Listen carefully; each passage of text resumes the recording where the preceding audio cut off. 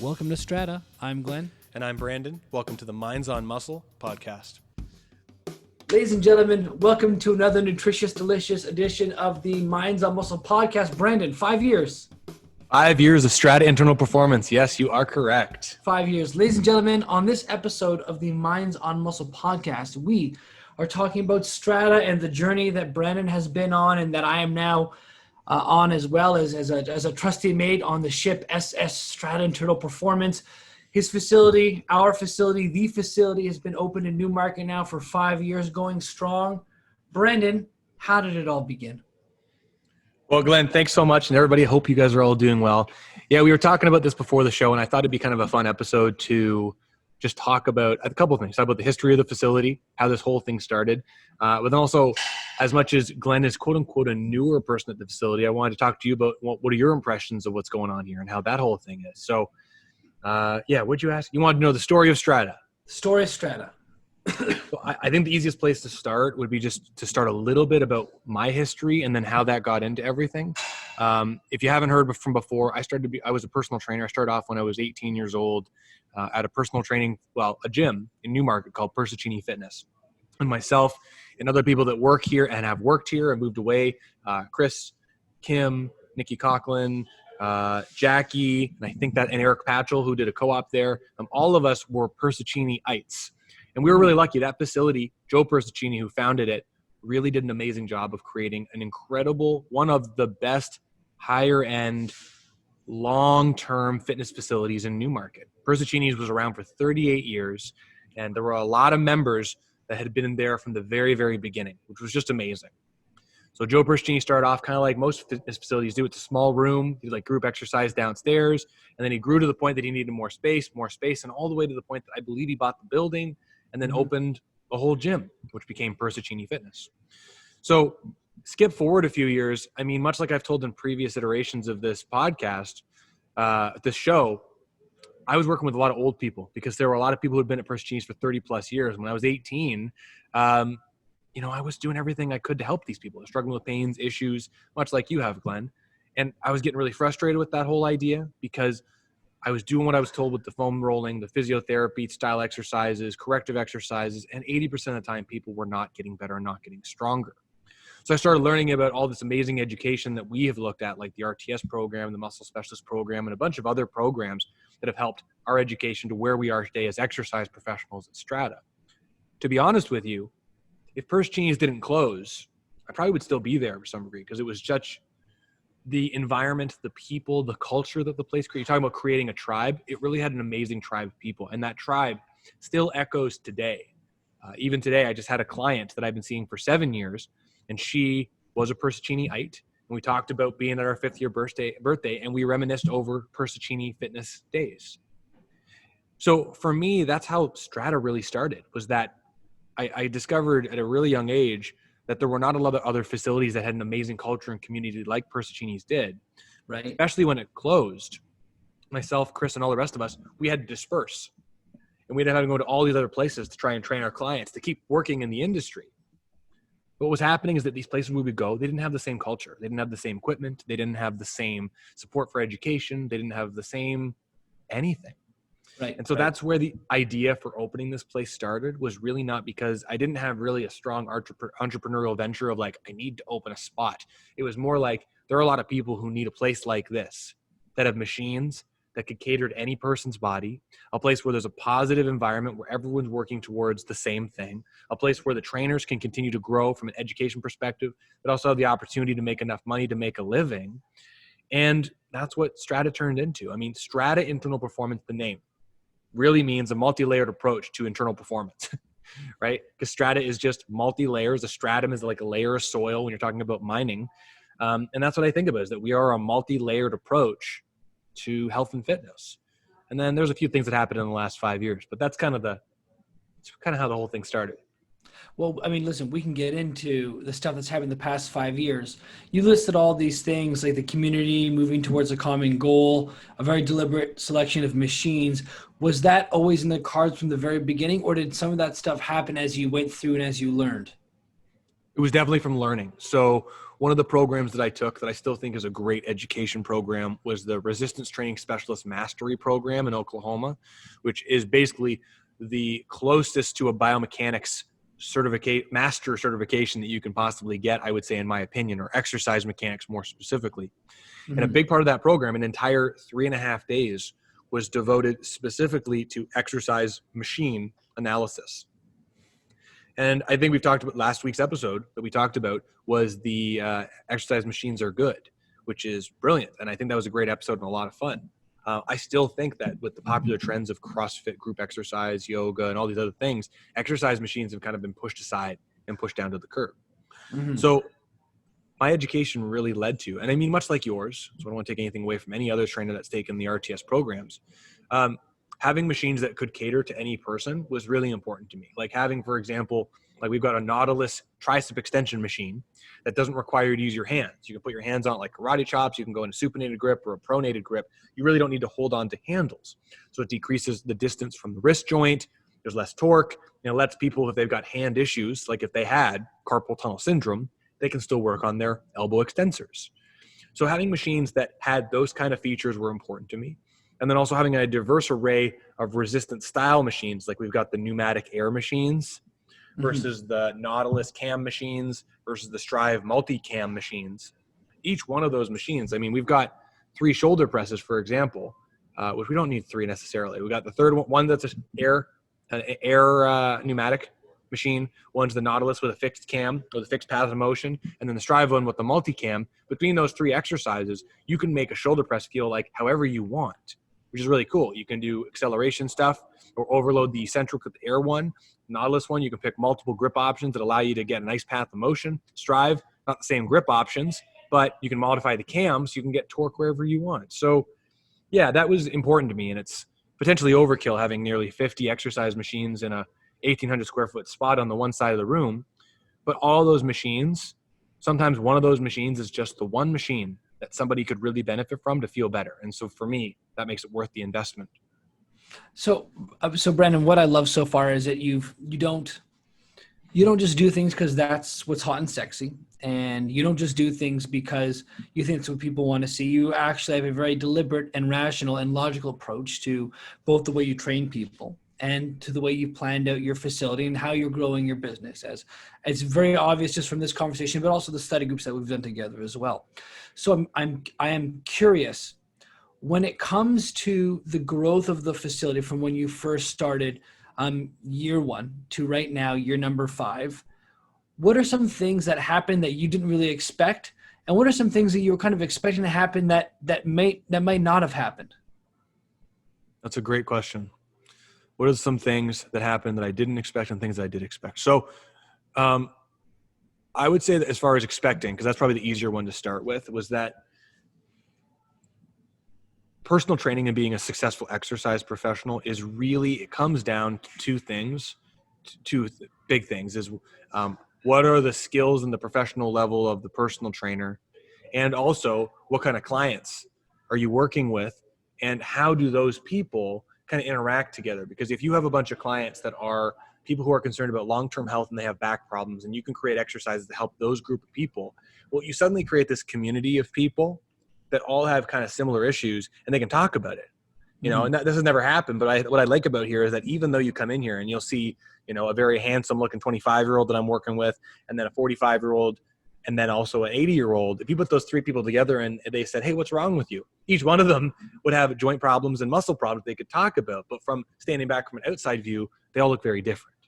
So it's nice that they all have that common thread. So that's something that I was expecting, to have a diverse group of people with common threads. And I love that. The other part was that for personal training development, I still think it is a huge problem, is that the churn rate for personal training is too high. You know, personal trainers come in, they get excited about lifting weights and they go, I like lifting weights. I want other people to lift weights, become a trainer, and they go work at a facility, get paid $20 an hour, and they don't make enough money, or it's not what they thought, and they leave. And that dilutes the professionalism of our career. So one thing that's been great is continuing the educational study groups. I mean, frankly, you and everyone else that comes to the study groups that we do, I'm blown away that I still have, for twice a week, I got so many people that come to both study groups for the last 5 years. That's lots of hours, like hundreds of hours of time you guys have spent hearing me talking about exercise, all for the sake of professional development. And that means the world to me that, I mean, we have a tribe of trainers. They're all kind of thinking about things the same thing. We're all on our independent journey, but we're all going the same direction. So that was something that I was hoping for. And it was a nice surprise that it worked out the way that it did. And so what are some things that you didn't see, like you didn't know they're going to happen, but they did end up happening at Strata? So there's some like unforeseen things that happened over the past 5 years that you had no idea this was going to happen, but they've happened, and either like you're really thrilled about it, or you learned a lesson from it. Anything like that? Yeah. Well, I'll tell you, I'll kind of tell you both a negative and a positive one. So one thing that I did not expect, which even these kind of conversations are something new for me to be even talking about.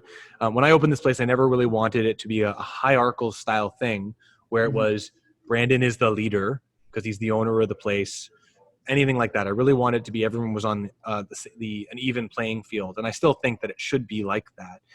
And I do think that at the very beginning of this, that the lack of direction that I potentially may have brought in here by not taking a leadership role. I'm not talking about like a captain of the ship, like boss style role, but at least standing at the front of the boat saying, hey, everyone, we're going to try and go this way. I think that lack of confidence in my what I was doing and what I was planning turned into me losing some relationships here that I'm really bummed with, because there were some people that have been a part of this journey in different ways that are no longer a part of my world.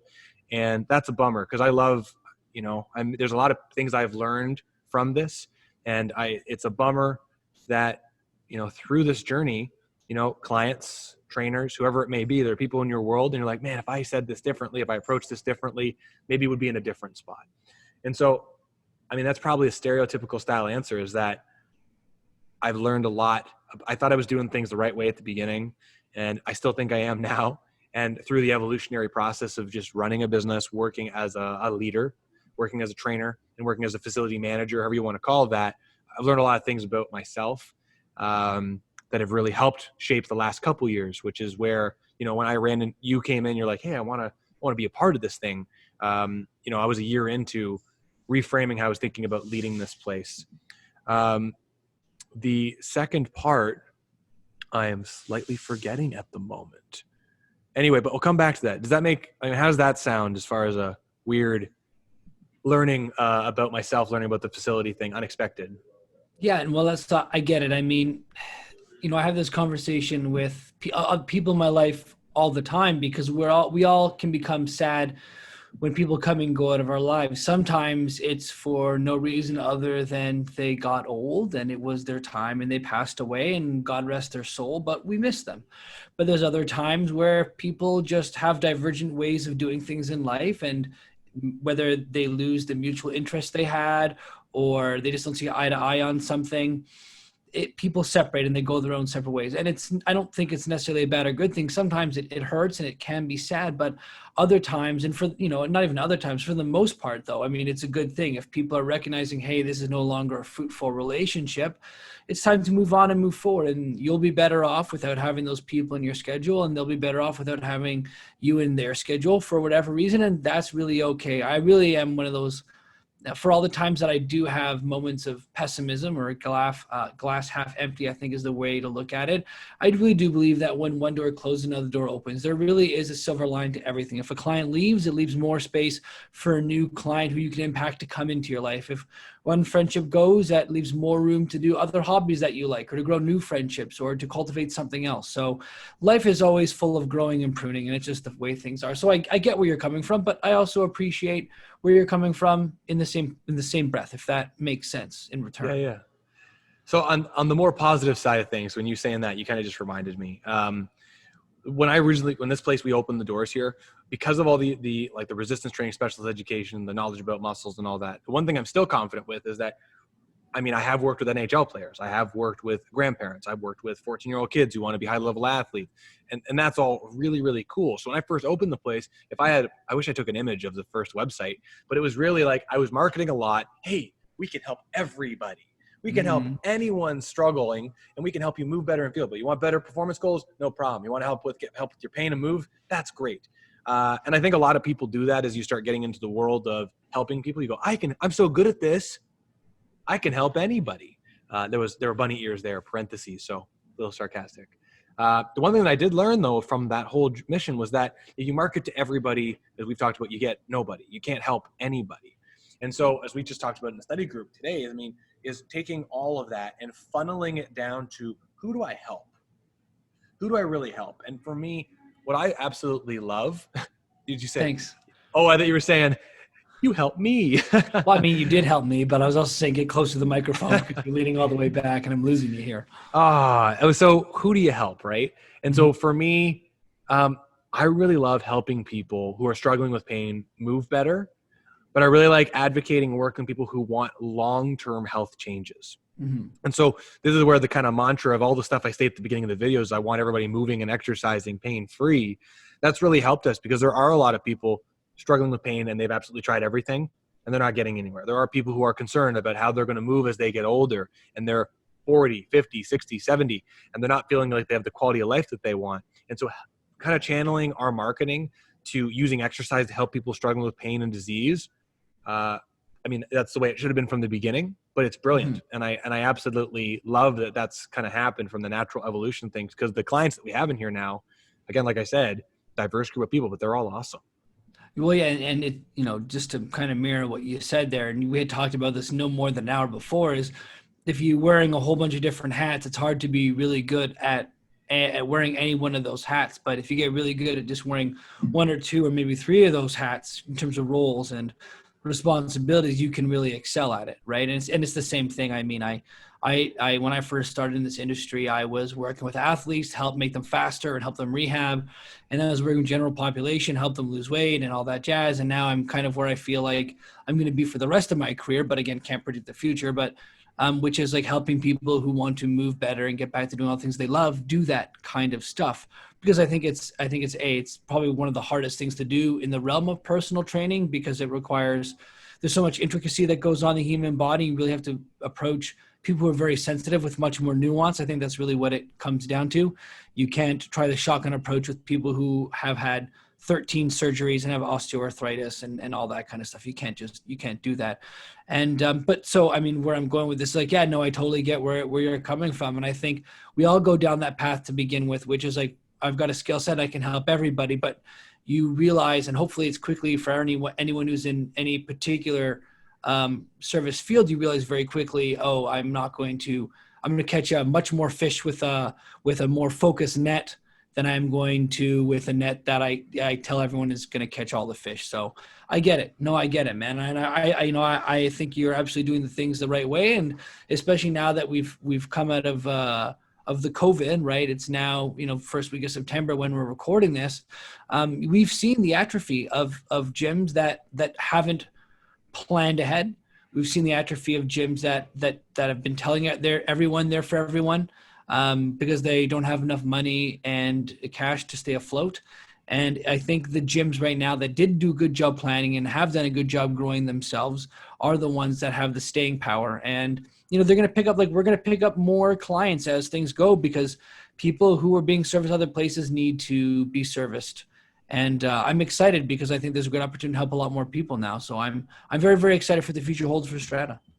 Yeah, well, thank you, Glenn. And I am too. I'm excited for what it holds really for people like you. Because that's really the next leg of the journey for me with this whole thing is like, I feel good about where the facility is. I feel good about where my personal practice is. I want to see more people. I want to now help more clients. I want more clients to be helped. But I can only do so much. And this is where people like you and Taylor and Eric and Anna and Darian and all these people on our team, I'm super excited about being a part of the Strata exercise professional team, because I do believe that you all are going to be the real key to help more people in this town move and exercise pain-free. And then it'll just exponentially grow from there. Yeah, well, you've got, knowing the people that we've got on the squad right now. I mean, I like being in front of the camera. I like doing it's funny because I like being in front of the camera, but I don't like doing, I don't like having people follow my life on Instagram or Facebook, but I like creating content like this. And I love doing the podcast every week. And I think I would love to take over more of the social media marketing stuff. I think we've talked about that. I know Taylor has this innate ability to manage so many small details at one time without ever losing sight of the bigger picture, which is fantastic. And I think it really goes a long way to helping manage the facility at Strata too, because I know he takes on a lot of the, I want to say admin stuff necessarily, but he takes on a lot of like the managing of the facility from a standpoint of like things that with like I's that need to be crossed and T's that need to be crossed and I's that needs to be dotted. And I don't know whether it was divine intervention or whether it was you went out strategically looking for people to fill in some of the gaps and the holes and the responsibilities that you want to delegate out. But I can see the 1 year of the people that we have on board in Strata and seeing how everybody would be doing something different based on their skill set and enjoy doing it. I think that's key, right? Some people take on tasks that they don't enjoy doing and they get pissed off and upset. And then we have what we just talked about before, which is like the pruning of relationships, right? Relationships in business only work. Relationships in general only work when both parties are very happy. If one party's happy and the other party's not, that relationship is got a timeline before it expires. It's just a matter of when.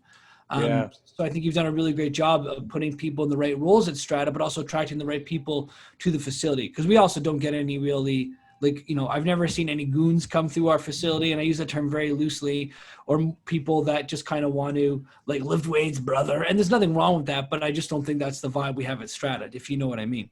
No, I completely agree. You know, it's funny. You said something, like, I don't know if I tried to search for people to fulfill roles and stuff like that.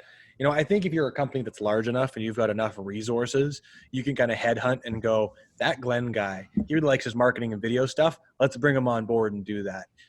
Unfortunately, as a small business, I don't have the luxury, really don't have the luxury to do that. But I do believe that all of us, every person who does whatever they like to do, have certain superpowers that they both enjoy and are really good at. And some people acknowledge them and some don't, and it's fine. But for Taylor, I mean, I am a creator. I am very happy to start a project and make something crazy out of it and go big and try to reach people and commit to it and work really hard and be as productive as possible. But I'm not a detail person. I'll put all the information down on a page. Seldom do I care what the outside of the page looks like. It's about the information on the page. Taylor is someone who showed to me that he was someone who is a detail-oriented person, which was, like we talked about, filled holes for me that I just didn't have, hence his growth. I like doing the marketing stuff, but I mean, one of your superpowers, Glenn, which I love, and that's part of the future of this, is you like working on the marketing stuff. You like doing these things. So, I hope that there's a role for you to do that thing down the road too. And other people as well. Cause I think that's, I've talked about it with you. I'm a huge superhero nerd and I love the Avengers and the Justice League. And I love those teams because it's not like, a squad, like the Fantastic Four to me is a cool team, but they're all kind of, they're the Fantastic Four. They're a family. That's fine. We're a family too. But I like the idea of the family that was built together, that rather than came organically. And so you go, okay, well, I've got an Iron Man and a Captain America, two totally different people, but they work together and they can do something amazing. And that's what I look about what we're doing with our trainers here, as well as eventually the quote unquote management team and all that kind of stuff. So Glenn, here's a random question for you. So Glenn, when I started this whole thing, this was when you were still at the very beginning of an education process. You talked about, hey, I want to jump on board right at the very beginning. And it just wasn't great time for you because you had a bunch of other cool stuff on the go and you kicked butt at it. And then now we're here and say it's 4.5 years later and you walk in, you go, Brandon, I want to come do something here. What's going on? Right. For you, if you don't mind me asking, what was it that at 4.5 years you came in here and you're like, you know what? This is where I want to be now. Like, what was the change for you? What did you see? What did you smell? What did you taste that you're like, this is the place that I want to be at after all these years? So when you and I first met, was it the first time we really started to get to know each other during the MAT, muscle activation technique, when I was taking that course? Was that when we first started talking? I first met you one time quickly at Adrian's RTS course. I came up for one of the weekends with, I think, Dave Freeday. I'm pretty sure I came up with Dave, and I met you quickly, but that was like a quick little nice to meet you, and that was it. So I think the MAT course is where I started to get closer with you. Right. Okay. So that means that. So and I think from the MAT course, I actually may have come to a couple of your study groups at Persicini's. Was it Persicini's or Maximum Fitness? Maximum Fitness, where we were renting space that time. That's right. So at Maximum Fitness. So I think, oh my goodness, if I was to go back then, one of the things I think I was really coming around to, and this was halfway through the MAT course, was that how do I put this? trying to be very, very precise and careful with my words here. That there might have been better ways to do what I was trying to accomplish than the tools that I had at the time. And I just couldn't help but notice that you had some of those tools, right? So we had talked about restoring muscle function and muscle integrity and improving somebody's output and helping manage unwanted sensations without having to do any like necessary hands-on work or having to push on certain tissues or anything like that. And I remember I had this moment where I'm like, oh, wow, I don't even have to like palpate anything if I want to see like a change in range of motion and increasing contractile ability. And I remember you had a clipboard in your hand and you literally threw the clipboard up in the air and it flew over your head. It hit the ground and the pen went flying and everybody just stopped. And it was like an aha moment for the four of us that were there. I think it was me, John Coates-Vos, which is still trains with Taylor right now. Taylor was also there. And then maybe Kenny. There was a fourth person. I forget who it was. I think it was the four of us. And the fact that I saw, and like, here's the thing, everyone listening at home, I don't remember events from my life. I am a kind of person who I don't have very strong recollections for moments in my life. Like I just don't remember things very vividly, but I remember this moment pretty vividly. So it says something. So I knew instantaneously that you were onto something there. And I think what happened at that point in time was I was so scared to jump ship from where I was going. Like I had this fear of like, well, I started building clients at these other gyms and they're close to my home and I'm finally feeding myself and I'm just moved into my own apartment. That the fear of moving to another place where things weren't necessarily guaranteed got at me. And it was a time where I was I was still living in fear in a large parts of my life. Thankfully, 4.5 years later, I started coming around to this idea of it doesn't have to be about me anymore. It's about other people. And when it's not about me and it's about other people, that really opens you up to work with a team. Because up until that point, I was very concerned about making money, worried about not having enough money, being in lack. But once I got over that, it's not about me. And if I'm with the right people, I can help it grow the way that I want to. I was like, okay, now I'm like, I've got to find a space where my tribe is. So it's essentially trying to find my tribe. And I love the places that I train at right now. Right now I'm still transitioning full time to being at Strata. But the team of people at Strata that have this approach with the muscle system specialist program, or we'll say that's outlined by the muscle system specialist program, because I know we all kind of do our own thing still. We all have our autonomy, which I love. And the fact that we are a team full of rational decision makers, we're not just trying to throw what we think is going to work. We're not going to try to throw everything at somebody and see what works, as we just talked about with that nuance. And the fact that you've got a facility deliberately built not for the sake of having cool tools or try to get people through the doors or try to make money, even though you want to make money, but it's to service people in the right way. These are just the things that I think creates long-term sustainable growth, both for myself and for you. And there's this funny other thing too, which is that like I've been to a lot of different facilities. I've worked at a lot of different facilities, and some teams of 5, some teams of 20, and never have I been to a place where the study groups are consistently 90% of the team being there, right? And that's a huge thing too, because I want to learn and I want to grow. And I've led study groups at all the different gyms that I've been at in the past 5 years in different capacities. And sometimes it's just hard to motivate people to get there and be there to grow. So I think that it's just like you've got a ship. How do I put this? You've got a bus and it's going to where I want to go. But not only do you have a bus going to where I want to go, all the other people on the bus are the kind of people that I want to hang out with. So it's just a matter of, so I'm going to enjoy the ride to wherever we're going, right? Even though the secret is you never really get to where you want to go, because mastery is a process, just so everyone knows. But there's the right people on the ship, not the ship. I keep saying ship today. I know I'm stuck on ships. I was thinking about you as a captain of a ship earlier, and you had like a captain's hat on, and we were all trusty mateys and I had an eye patch. So I think that's why I keep going back to ship. But you've got a bus, and you've got all the right people on the bus, and the bus is going to where I want to go, and it's just a matter of hopping on and enjoying the ride. So that's why I ended up in Strata. Long story short. Cool, man. I love it. Thank you. You know what's funny? And you said two things that remind me. So like, as far as the facility goes, to be honest, if I made a gym for Brandon, it would look nothing like this. Like there's so many things that I don't have I get it. that I would want. And it would, and that's what's so funny is everyone's like, oh, you got all the cool toys. I'm like, well, I got the toys to help people. I think we have the toys to help people. And I get once in a while something that's kind of cool. Like that Prime Trap Bar helps a lot of people, but it's a fun toy as well. Yeah, you know what? There's two things you said in there that kind of over the last few years that really surprised me. And you said something about being on the bus with people that are similar. And that's one thing that if Margaret hears this episode that works here, she did, and I'm so bummed it didn't happen this year.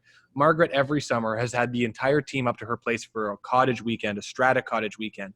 And I hope that trend continues past this summer, because that was one of those most amazing experiences to have everybody up at a cottage, so to speak, together. And if Margaret's not able to hold it because we get too many people, I'll rent a cottage somewhere. And I think that'd be a great thing to do for a weekend, because it's just a great bonding experience, having fires and, you know, potluck style dinners. Like, it was great. And I love everybody here. It's great. And the new people that have been here that I haven't done that with, I can't wait to do that.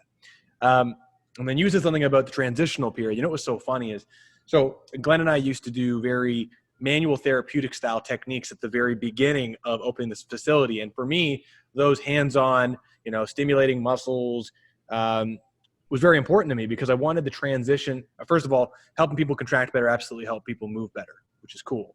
But to me, I thought, well, you have to do these therapy models, then you got to move to contraction models, and then you have to go and do exercise. And a good friend of mine, Charlie McMillan, which will lead into a course I developed, and I think hopefully another podcast episode, introduced me to post-activation potentiation and a bunch of other contractile responses that happen when you expose the body to force. And I got 40 papers on my computer here, and all of which talk about the implications of PAP and how PAP influences other processes. Like, are you actually foam rolling and releasing muscles? Are you accidentally eliciting the PAP response? Are you stretching and accidentally eliciting the, you know, and all this kind of stuff.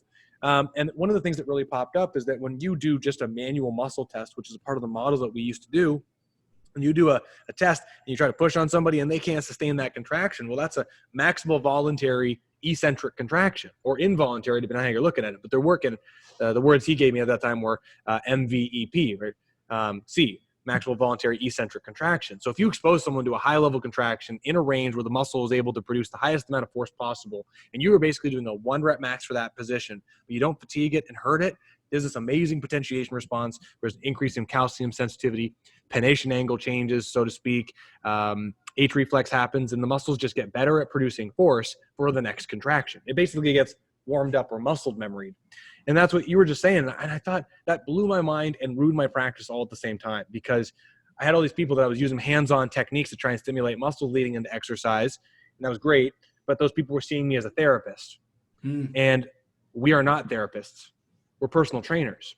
We're exercise professionals. And I thought that understanding more about PAP, like I am no expert, but knowing that some of the stuff we were doing was ineffective or inefficient to create long-term sustainable changes.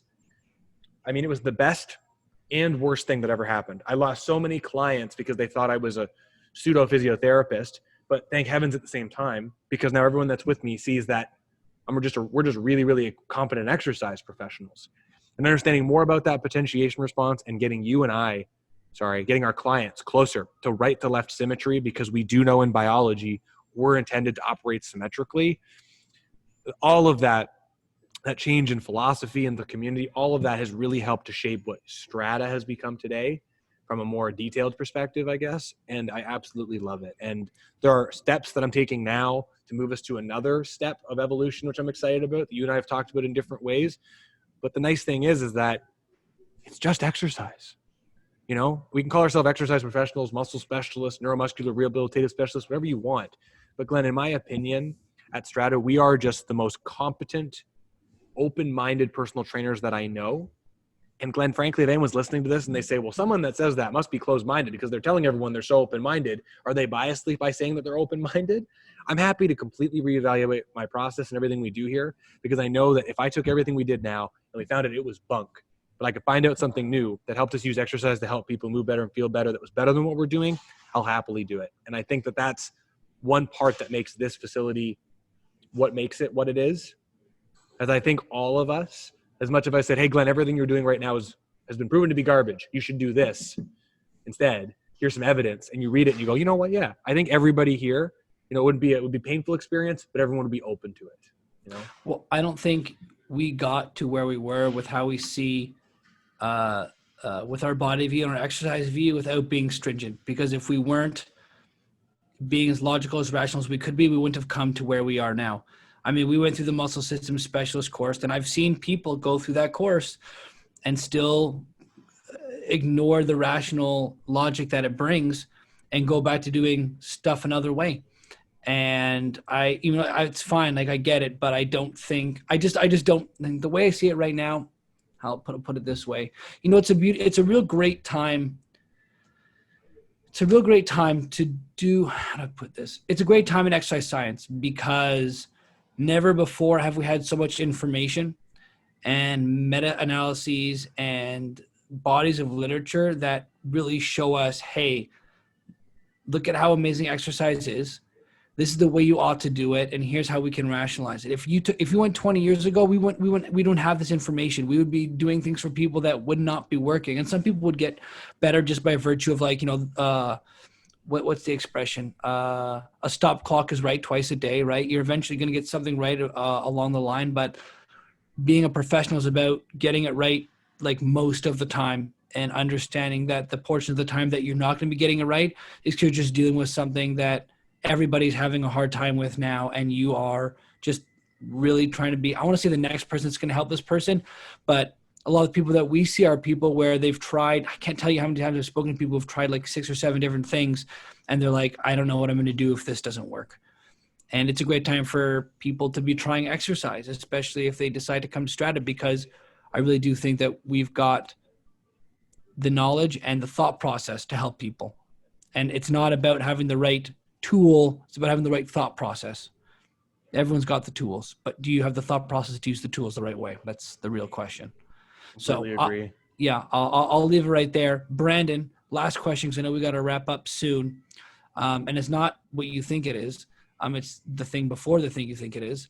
But what do you see for Strata in the next coming year? I think technology is going to be a big part of how we move forward. I do think that if we look from how much technology has grown in the last 5 years, even just looking at iPhones, phone technology, how people are operating, I think that integrating more tech and digitizing parts of our process will be critical. I think that's a big part of it. I am hoping once we get through this COVID stuff, and as people like you and Eric get a little busier, I can move more into an educator mentorship role in different ways, not just for you guys, because I don't think everybody needs your quote unquote mentorship, but taking the experience and the things we talked about and sharing it to the younger generation. Because I think that's one thing that I want for this is I want, some experienced trainers that are in their 30s and 40s working really hard, but also to be able to talk to 20-year-olds and be able to say, hey, here's some amazing things where you have an opportunity to actually have a career at this thing. Mm-hmm. And get in front, as always, in front of as many medical people as possible, because I think that it's funny. I think the growth of of this community with group exercise and all the other popular forms of exercise are just going to help to make us stand out, because high quality one-on-one premium services in exercise land are decreasing, and people are going to go to group commodity style things and get hurt. So we're going to stand fast. We're going to dig our heels in, help as many people as we can, and evolve with the times. But that was a great question. Thank you.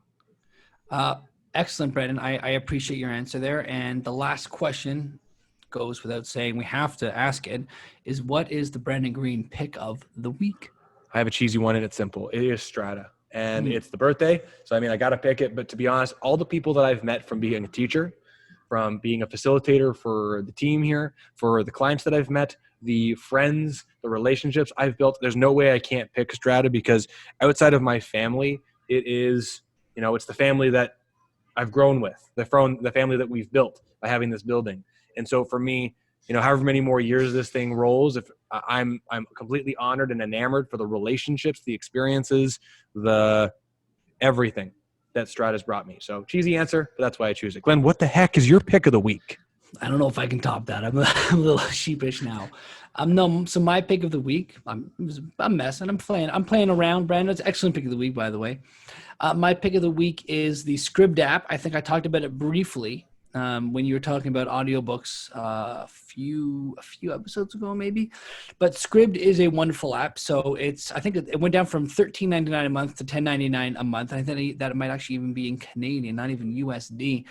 Although it could be in USD, so don't quote me on that. But it is a wonderful app, and this app is a mishmash of audiobooks, ebooks, sheet music, documentations, textbooks. It's got a whole bunch of different information and entertainment outlets that you can read and become more knowledgeable on. So I know you were reading a book called by Jocko Willing called, what was it called, Brian? Help me out here.